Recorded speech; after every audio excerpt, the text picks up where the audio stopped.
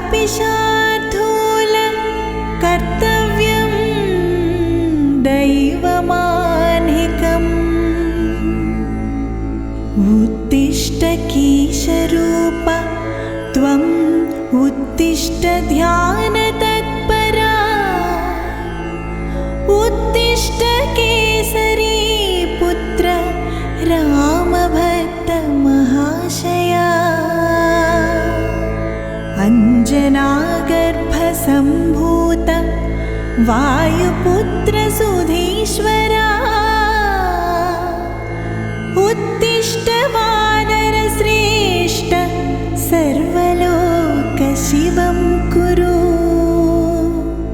श्रीरामचन्द्र पदपूजित पुष्पगुच्छैः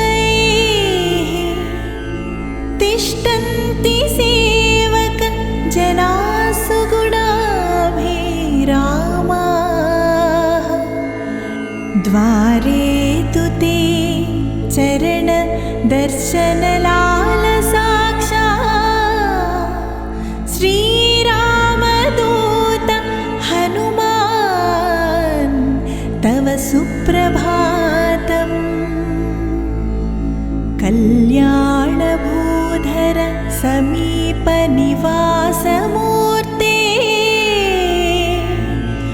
मार्ताण्ड शिष्य गुणभूषण शम्भुतेजम् दुष्टा असुरेन्द्र घनमत्त गजाणि सिंहा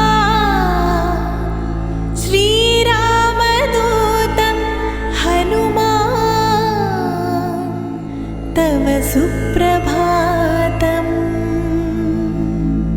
गम्भीरवेश निनदान्वित रौद्ररूपात् शान्तिं प्रकल्प्य तव रूप सुदर्शनार्थम् द्वारे वसन्ति सकलाश्रित भक्तसङ्घाः श्रीरामदूत हनुमान् तव सुप्रभातम् देवेन्द्रनन्दन वनस्थित पारिजाता न्यादाय देववनितास्तव दर्शनार्थम् तिष्ठन्ति ते गृहमुखे शुभमुग्धवेषा श्रीरामदूत हनुमान् तव सुप्रभातम् दुष्टग्रहादि भयनाशक नामधेया ब्रह्मादिसन्नुत जगद्धित विक्रमाढ्या श्रीजानकी हृदय दुःख विनाशहेतो श्रीरामदूत हनुमान् तव सुप्रभातम् श्रीरामनाम जप तत्पर योगमूर्ते आर्ताभयप्रद सुशोभित दिव्यकीर्ते स्वर्णोपवीत मणिकुण्डल दिव्यतेजम् श्रीरामदूत हनुमान् तव सुप्रभातम् वालाग्निनासुर विरोधि गृहांश्च दग्ध्वा भूपुत्रिका विमलमानस शान्तिदातम् आगामि ब्रह्मपदपूजित दिव्यपादा श्रीराम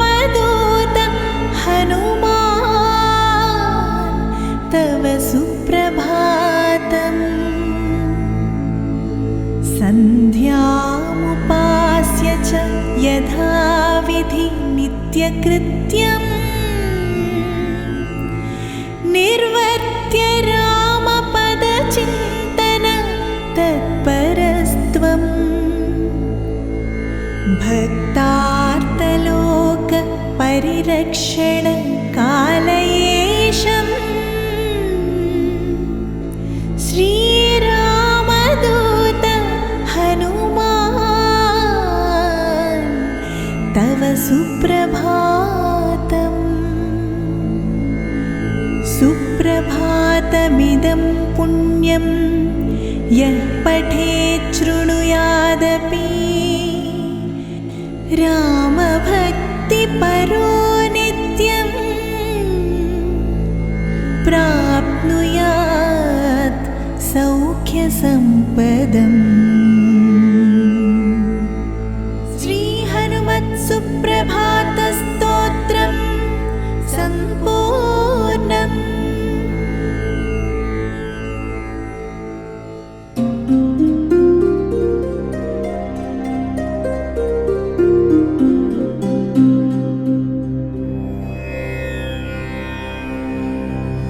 उल्लङ्घ्य दीर्घवाराशिं लङ्कायां दैत्यनाशकम्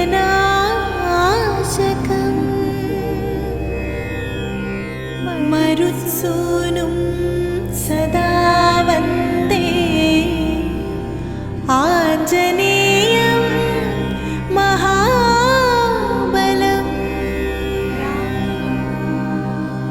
अक्षदैत्यनिहन्तारम् भूमिजा प्राणरक्षकम् विश्वसन्नुतरूपं तम् आञ्जनेयं नमाम्यहम्।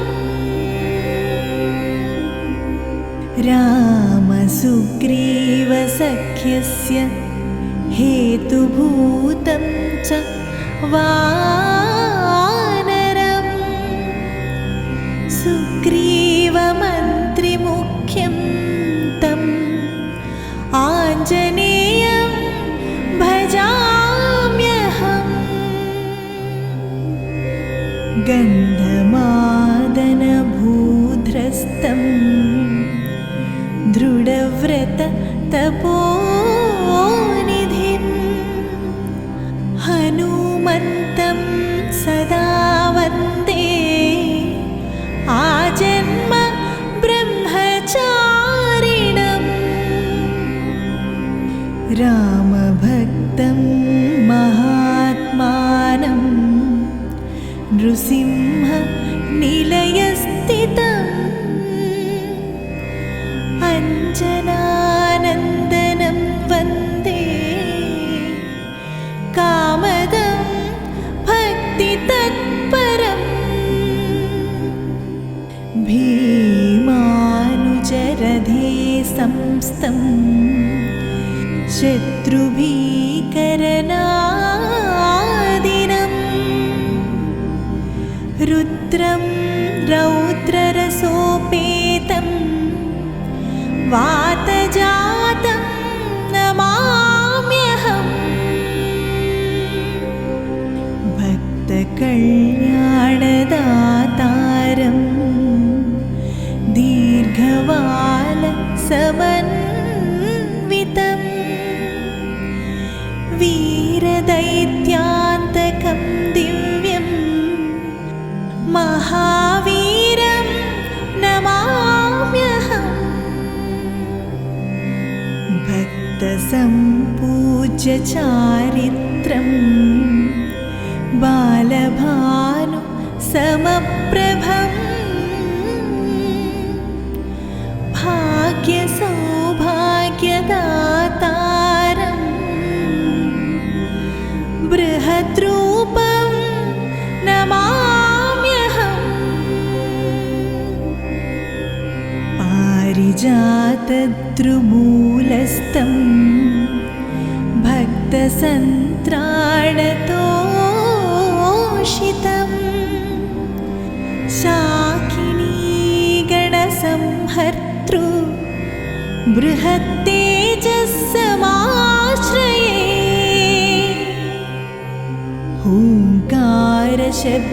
हुङ्कारशब्दमात्रेण सर्वभूतभयावहम् चारूरस्कं विशालाक्षं विश्वरूपमहं भजे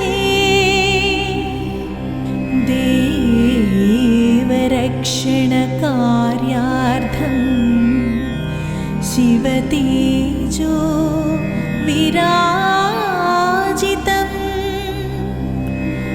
यो जातः कीशवंशेपितं कीशं प्रणमाम्यहम् एतत् स्तोत्रं पठे नित्यं प्रभाते बुद्धिमान् नरः लब्धकामो भवेत् शीघ्रं रोगार्ति भयवर्जितम् श्रीहनुमत्स्तोत्रं सम्पूर्णम्।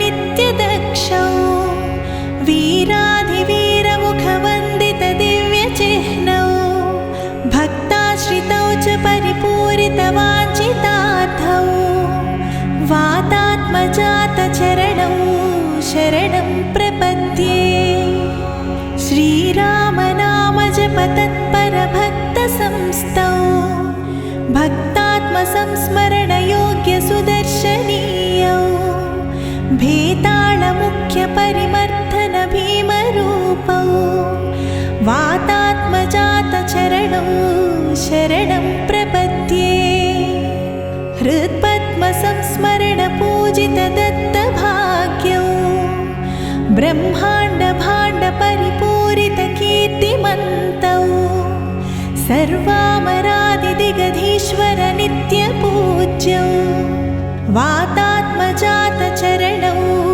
शरणं प्रपद्ये ह्रीङ्कारमण्डितबृहत्तनुमूलभूतौ श्रीरामनामभजनाद्भुतशक्तिमन्तौ सौगन्धिकागमनभीममदापहारौ वातात्मजातचरणौ शरणं प्रपद्ये सौगन्धिकासुमसुवासितभूध्रवासौ गन्धर्वयक्षसुरसेवितपादपीठौ तेजो विराजितमहार्घविनूत्नभूषौ वातात्मजातचरणौ शरणं प्रपद्ये श्रीरामनामचरितामृतपानलभ्यौ सद्दिव्यकीर्तिवरशोभितसौकुमार्यौ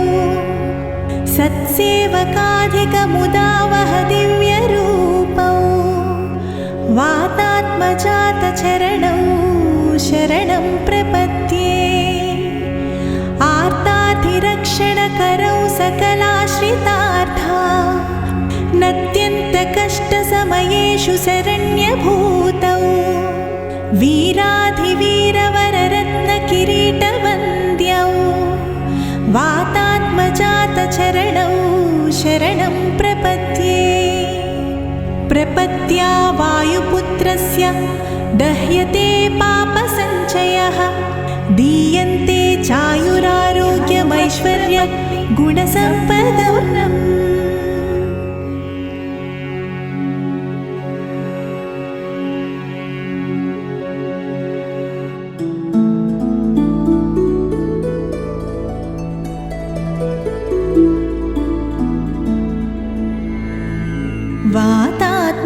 वातात्मजातरिपुभीकर शम्भुमूर्ते दैत्यान्तकत्रिभुवनाद्भुत दिव्यरूपा भक्ताभयप्रद महेश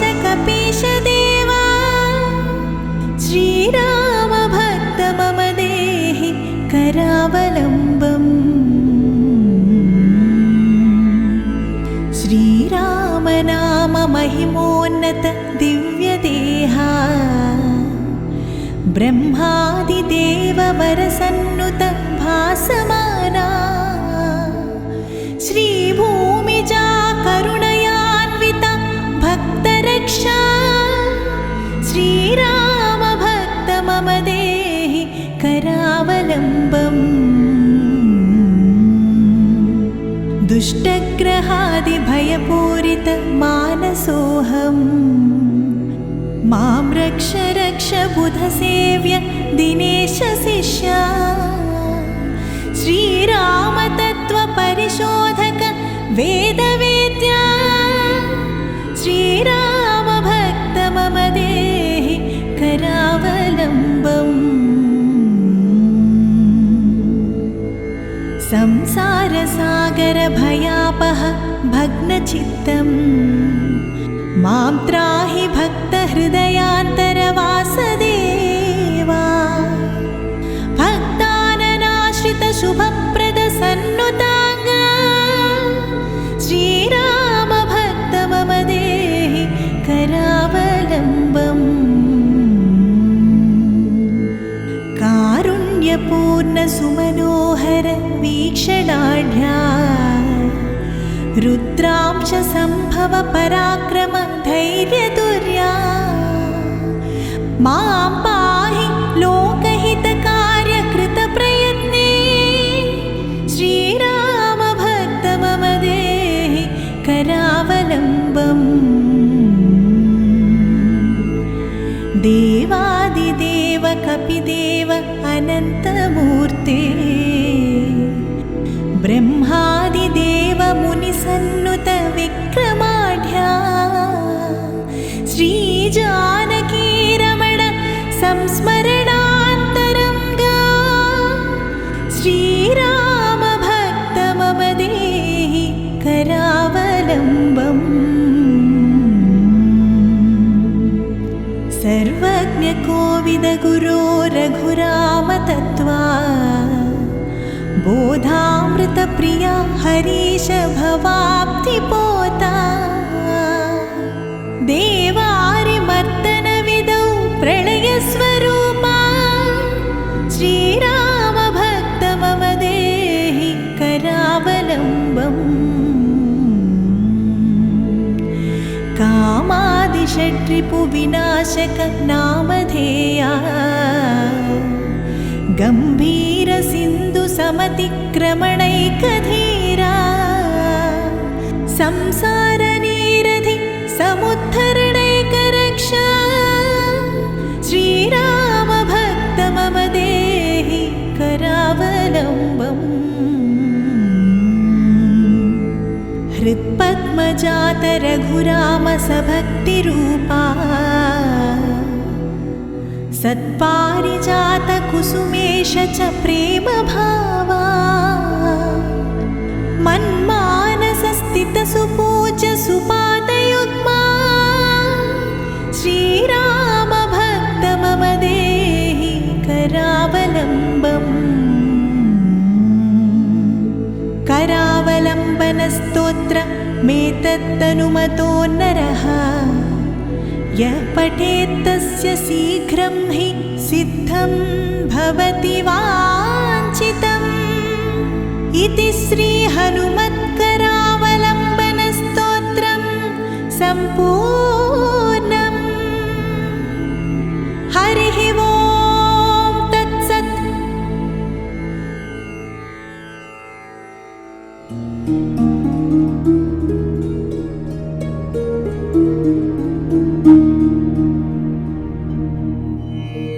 मङ्गलं वायुपुत्राय मङ्गलं ब्रह्मतेजसे मङ्गलं रामभक्ताय मङ्गलं कीसरूपिणे मङ्गलं रामदूताय मङ्गलं भद्रमूर्तये मङ्गलं दैत्यनाशाय मङ्गलं दीप्ततेजसे अज्ञानध्वान्तनाशाय ज्ञानविद्याप्रदायिने लोकरक्षणदक्षाय विराट्रूपाय मङ्गलम् सर्वविद्याप्रदात्रे च गोविन्दाय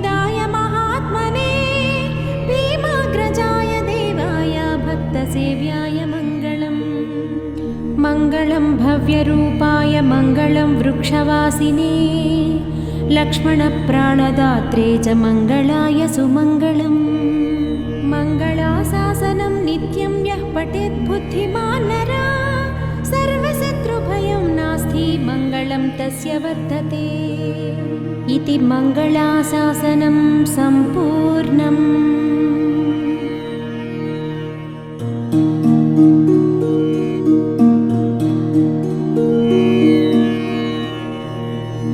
केसरिनन्दना भक्तवन्दिता कीर्तिमण्डला पाहि मां भव्यरूप सुवर्णकुण्डला भक्तवत्सला पाहि मां साधुपोषका सन्नुतामरा सद्गुणाकरा पाहि मां वैरिभीषणा वज्रदेहा शुभाङ्गधेनुता पाहि मां वातजात प्रसन्नरूप प्रभातसेविता पाहि मां रामतारका मन्त्रभासिता रम्यमानसा पाहि मां सर्वलोक समर्चिताखिल शान्तिदायका पाहि मां गानतोषिता गर्वनाशका कामितार्थदा पाहि माम्।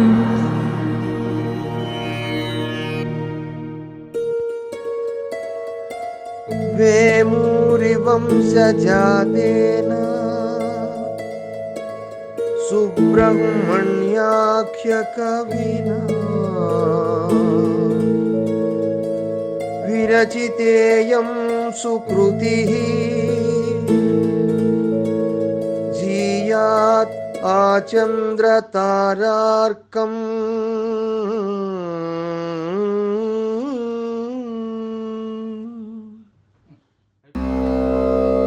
त्वमस्मिन् कार्यनिर्योगे प्रमाणं हरिसप्तमा हनुमान्यनमस्थाय दुःखक्षयकरो भव त्वमस्मिन् कार्यनिर्योगे प्रमाणं हरिसप्तमा हनुमान्यनमस्थाय दुःखक्षयकरो भव त्वमस्मिन् कार्यनिर्योगे प्रमाणं हरिसप्तमा हनुमान्यनमस्थाय दुःखक्षयकरो भव त्वमस्मिन् कार्यनिर्योगे प्रमाणं हरिसप्तमा हनुमान्यनमस्थाय दुःखक्षयकरो भव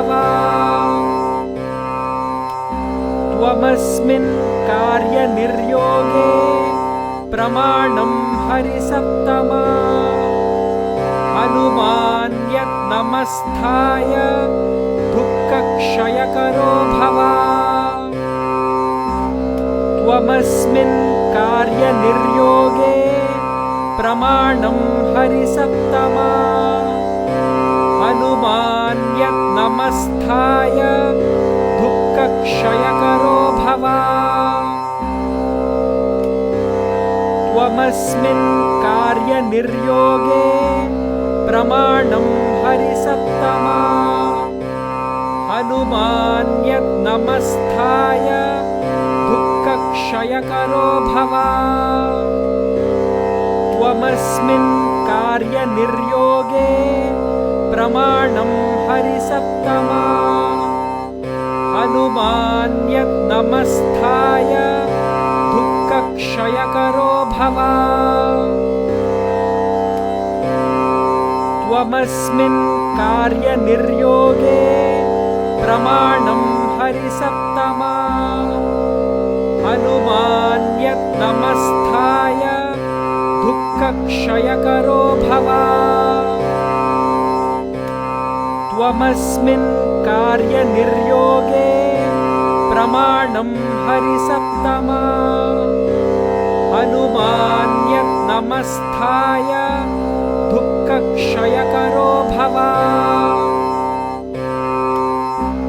त्वमस्मिन् कार्यनिर्योगे प्रमाणं हरिसप्तमा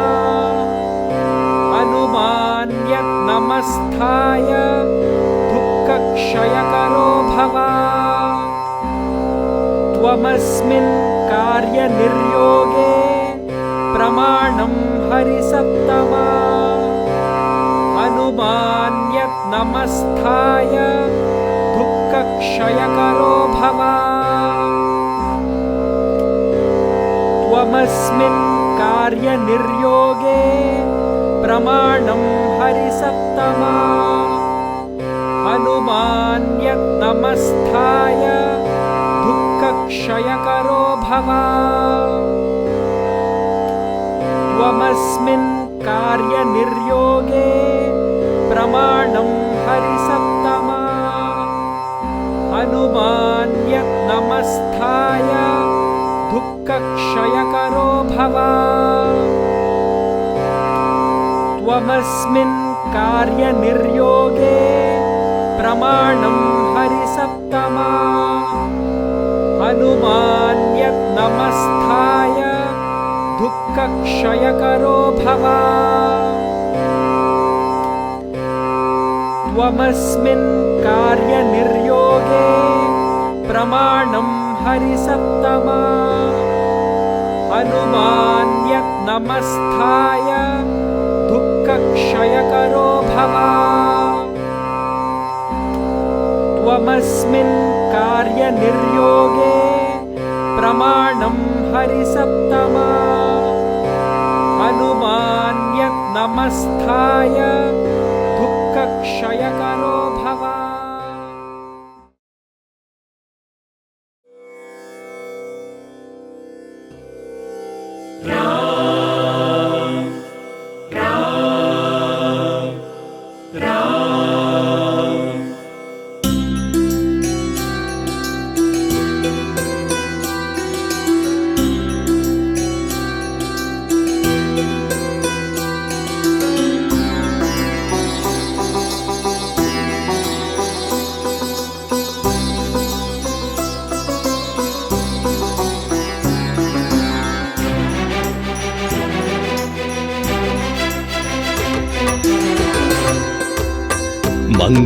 ಮಂಗಳಹಾರತಿ ಗುನುಮಣ್ಣ ಮಂಗಳಮಾರುತಿ ಶ್ರೀ ಹನುಮ ಮಂಗಳಹಾರತಿ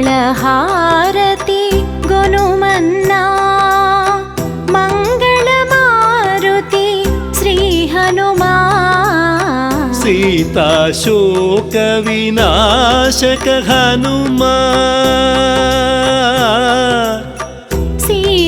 ಶೋಕ ವಿನಾಶಕ ಹನುಮ ಅತುಲಿತ ಬಲಧಾಮ ಜಯ ಹನುಮ ಮಂಗಳಹಾರತಿ ಗುನುಮನ್ನ ಮಂಗಳಮಾರುತಿ ಶ್ರೀ ಹನುಮ ಮಂಗಳಹಾರತಿ ಗುನುಮಣ್ಣ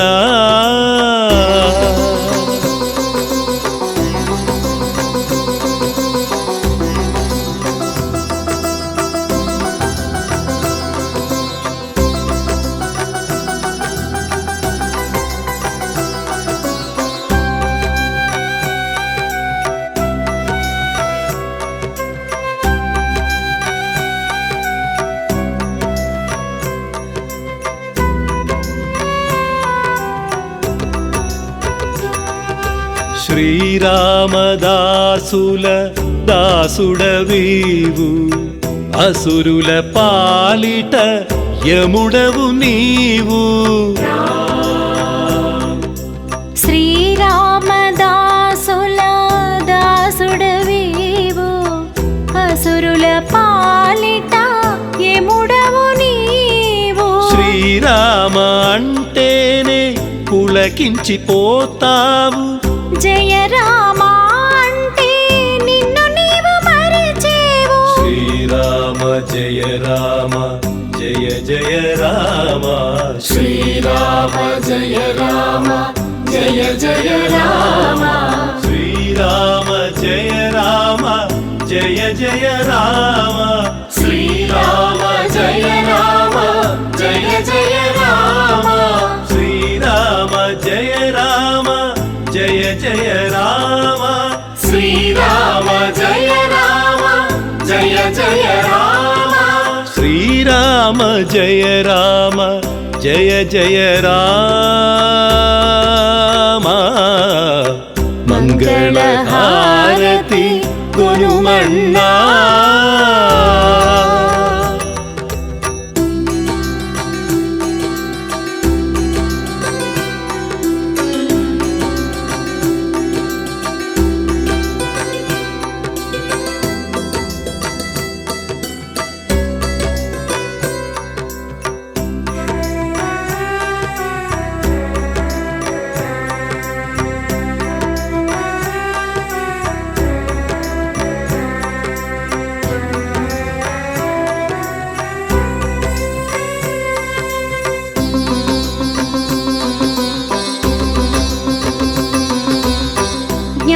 ಜ್ಞಾನಗುಣಾರ್ಣವ ಹನುಮಕಪೀಶ ಅಂಜನಿ ಪುತ್ರ ಅತಿ ಬಲವಂತ.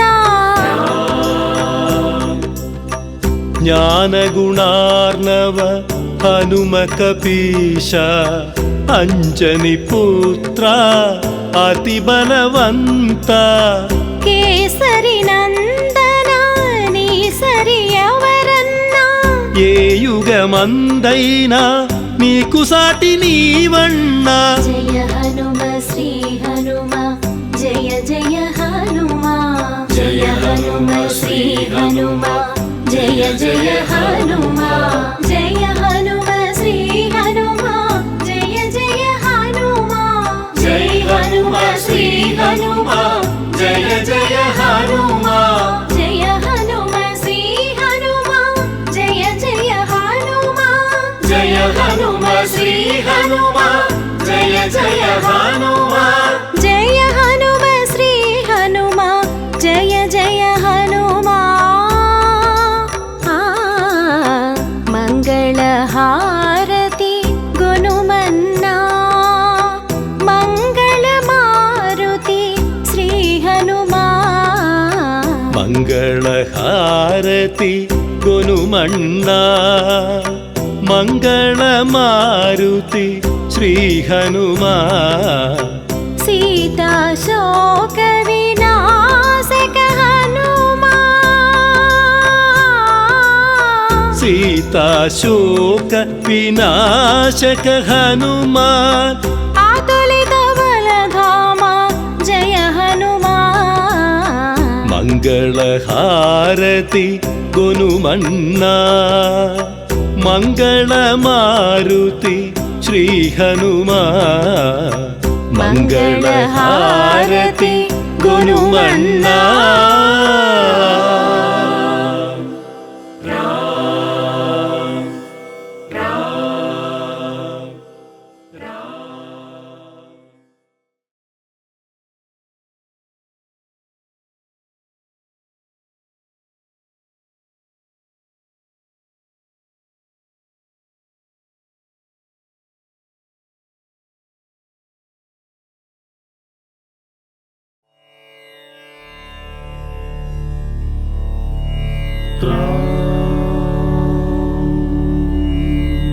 ಜ್ಞಾನಗುಣಾರ್ಣವ ಹನುಮಕಪೀಸ ನೀಕಿದೆ ಜಯಮು ತ್ರಿಲೋಕ ಪ್ರಕಾಶ. ರಾಮದೂತ ಅಸಮಾನ ಬಲಾಲಯ ಅಂಜನಿ ಪುತ್ರ ಪವನ ಸುತಾಭಯ. ಮಹಾವೀರ ವಿಕ್ರಮ ವಜ್ರತನು ಕುಮತಿ ವಿಮೋಚಕ ಸುಮತ ಜ್ಯೋತಿ ಪ್ರಸಾದಕ ಕಾಂಚನ ವರ್ಣ ವಿರಾಜಿತ ವೇಷ ಕರ್ಣ ಕುಂಡಲ ಕುಂಚಿತ ಕೇಸ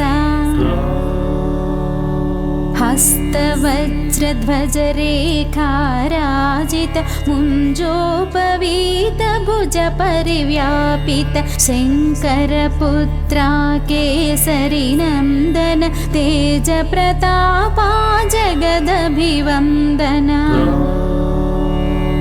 विद्वन्मणिगुणि हेयति चातुर रामकार्यनिर्वहणा तत्परा కధవిననాసక్తుడ సీత రామ లక్ష్మణుల మది నిలిపితివి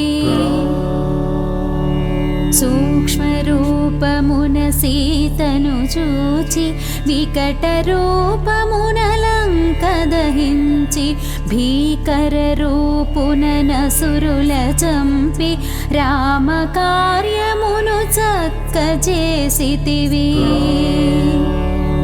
సంజీవిని గొని తెచ్చి లక్ష్మణుని బ్రతికింపగ ముదమంది రాఘవుడు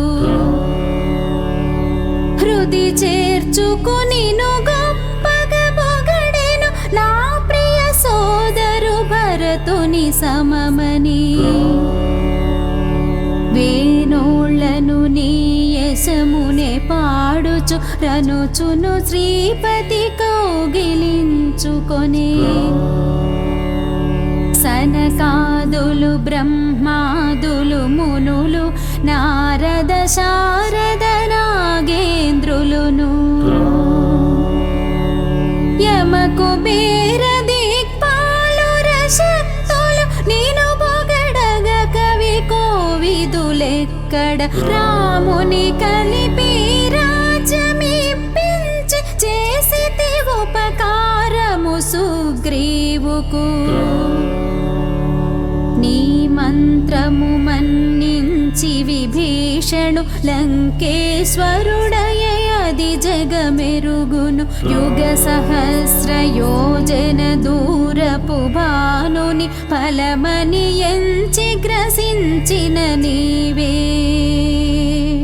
ప్రభు ముద్రికనే నోట జపించుచు జలధి నిరుగుటలో లేదాశ్చర్యము దుర్గమ కార్యములెల్ల జగతిలో సుగమంబౌ నీ అనుగ్రహమున్నా రామద్వారమున నువ్వు కాపుండగ అనుమతి లేకయే పోవగతరమే నీ శరణంబున సకల సుఖంబులు నీ రక్షణలో మరి భయముండదు నీ తేజ నిరోధము నీకే సాధ్యము నీకే కకే ముల్లోకములదురును భూత పిశాచంబులు దరి చేరవు మహావీర నీ నామము విన్నా వ్యాధులు నశించు బాధలు హరించు హనుమద్వీరా నిరంతర జపమునా హనుమధ్యానము త్రికరణ శుద్ధిగా చేసిన వారిని విడుచు విపత్తులు రాజమకుటుడగు రామచంద్రునికి సకల కార్యములు చేసిన వాడవు ఎవరి వాంఛ ఏదైనను తీరును వారి జీవితం బతి సఫలంబౌ నాలుగు యుగములు నీ ప్రతాపమే యుజ్వలముగ భాసించును జగతి అసురమర్దనా రామ ప్రియుడా సాధు సజ్జనుల కాచెడి వాడవు అష్ట సిద్ధి నవనిధులకి దాతవు ఈ వరమొసగెను జానకి మాత రామ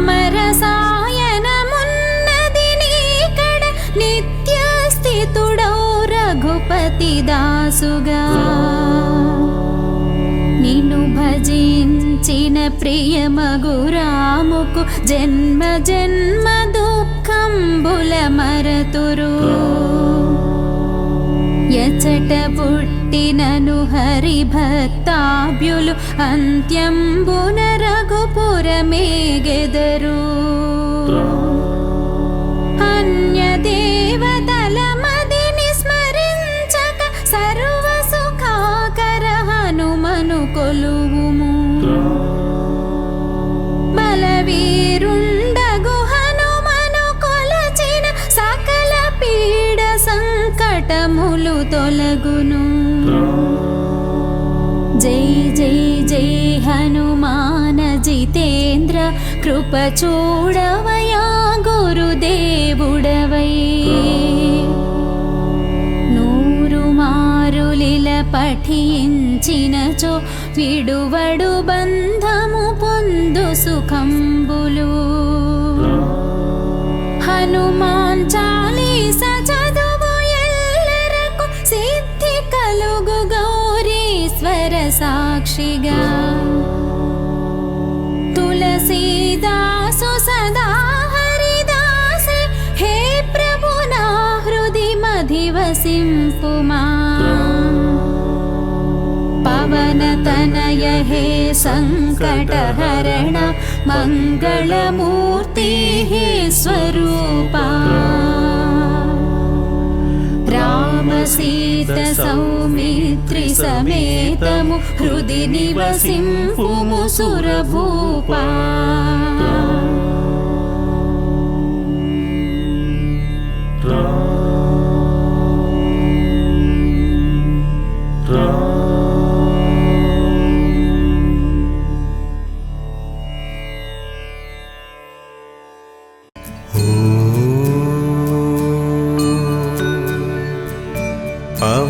पवनात्मजाय विद्महे रामभक्ताय धीमहि तन्नो हनुमत् प्रचोदयात्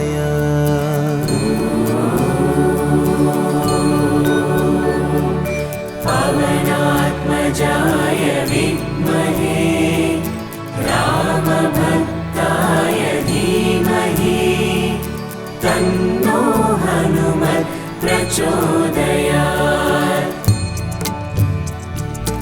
ॐ पवनात्मजाय विद्महे रामभक्ताय धीमहि तन्नो हनुमत् प्रचोदयात्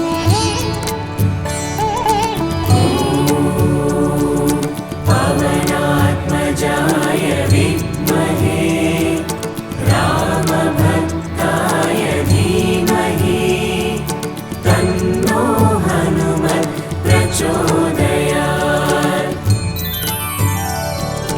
ॐ पवनात्मजाय विद्महे रामभक्ताय धीमहि तन्नो हनुमत् प्रचोदयात्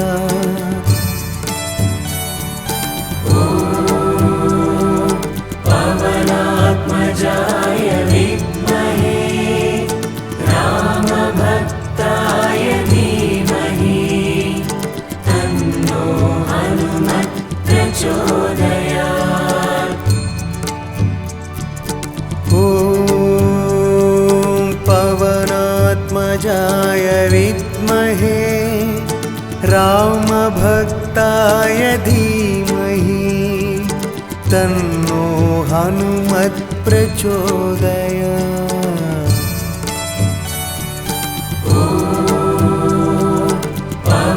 पवनात्मजाय विद्महे रामभक्ताय धीमहि तन्नो हनुमत् प्रचोदयात् ॐ पवनात्मजाय विद्महे रामभक्ताय धीमहि तन्नो हनुमत् हनुमत्प्रचोदयात्।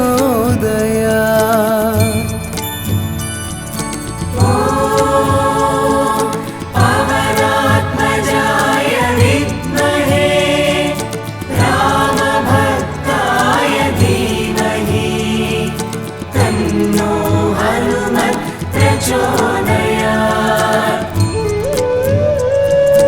ॐ पवनात्मजाय विद्महे रामभक्ताय धीमहि तन्नो हनुमत् प्रचोदयात्।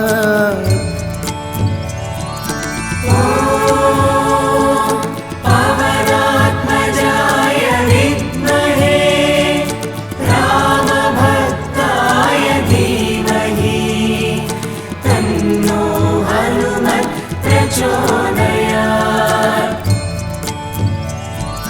ॐ पवनात्मजाय विद्महे रामभक्ताय धीमहि तन्नो हनुमत् प्रचोदयात्।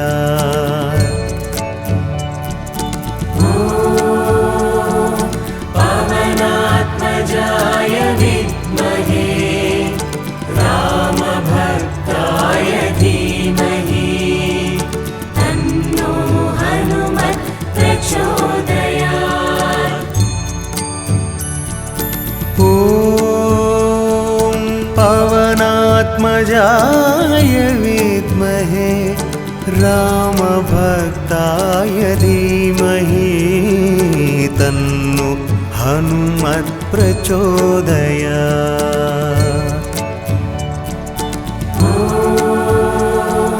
पवनात्मजाय विद्महे रामभक्ताय धीमहि तन्नो हनुमत् प्रचोदयात्।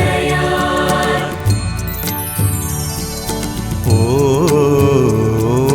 पवनात्मजाय विद्महे रामभक्ताय धीमहि तन्नो हनुमत् प्रचोदयात्। पवनात्मजाय विद्महे रामभक्ताय धीमहि तन्नो हनुमत् प्रचोदयात्। ॐ पवनात्मजाय विद्महे रामभक्ताय धीमहि तन्नो हनुमत् प्रचोदयात्।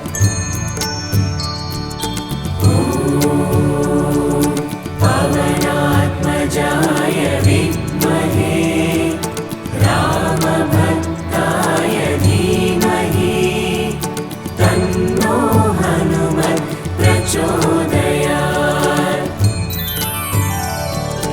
ॐ पवनात्मजाय विद्महे रामभक्ताय धीमहि तन्नो हनुमत् प्रचोदयात्।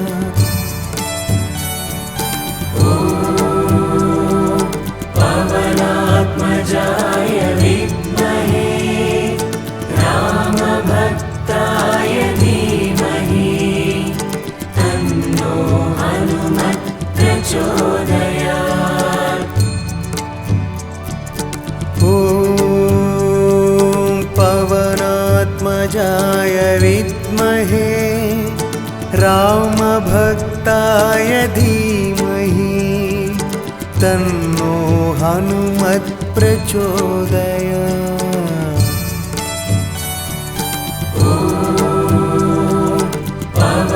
पवनात्मजाय विद्महे रामभक्ताय धीमहि तन्नो हनुमत् प्रचोदयात्। ॐ पवनात्मजाय विद्महे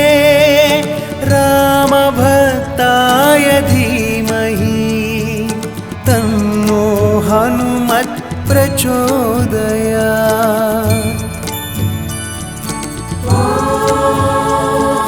पवनात्मजाय विद्महे रामभक्ताय धीमहि तन्नो हनुमत् प्रचोदयात्।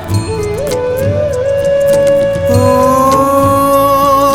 पवनात्मजाय विद्महे रामभक्ताय धीमहि तन्नो हनुमत् प्रचोदयात्।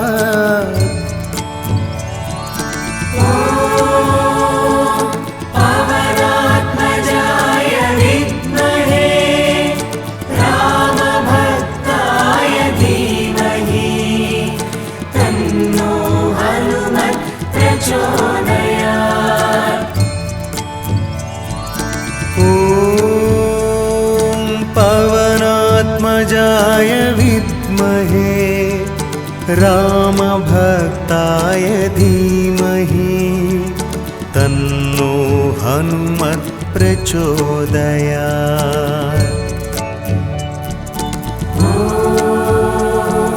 पवनात्मजाय विद्महे रामभक्ताय धीमहि तन्नो हनुमत् प्रचोदयात्। ॐ पवनात्मजाय विद्महे रामभक्ताय धीमहि तन्नो हनुमत् प्रचोदयात्।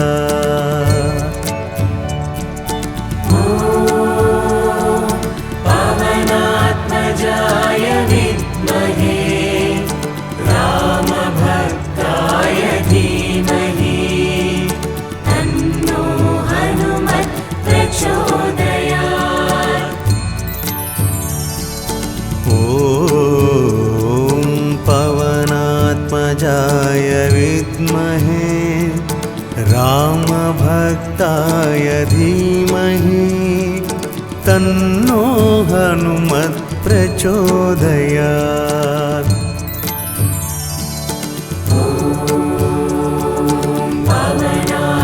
पवनात्मजाय विद्महे रामभक्ताय धीमहि तन्नो हनुमत् प्रचोदयात्।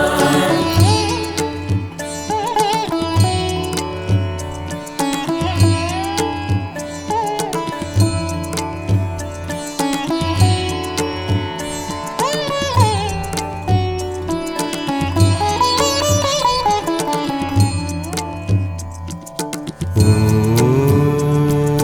पवनात्मजाय विद्महे रामभक्ताय धीमहि तन्नो हनुमत् प्रचोदयात्।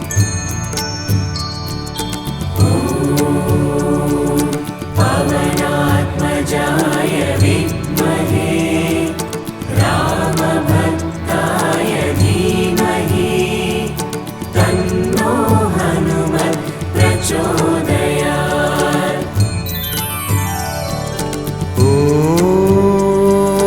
पवनात्मजाय विद्महे रामभक्ताय धीमहि तन्नो हनुमत् प्रचोदयात्।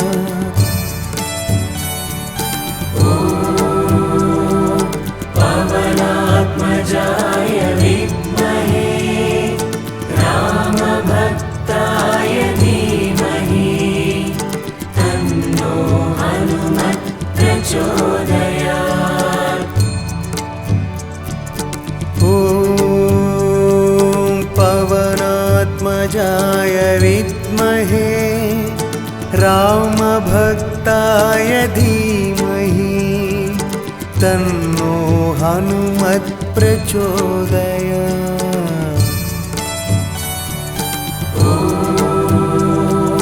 पवनात्मजाय विद्महे रामभक्ताय धीमहि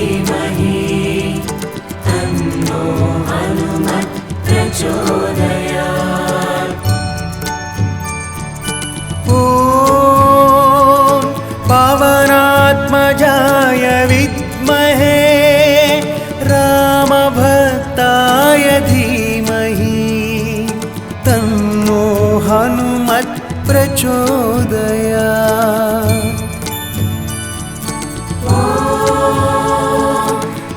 पवनात्मजाय विद्महे रामभक्ताय धीमहि तन्नो हनुमत् प्रचोदयात्। ॐ पवनात्मजाय विद्महे रामभक्ताय धीमहि तन्नो हनुमत् प्रचोदयात्।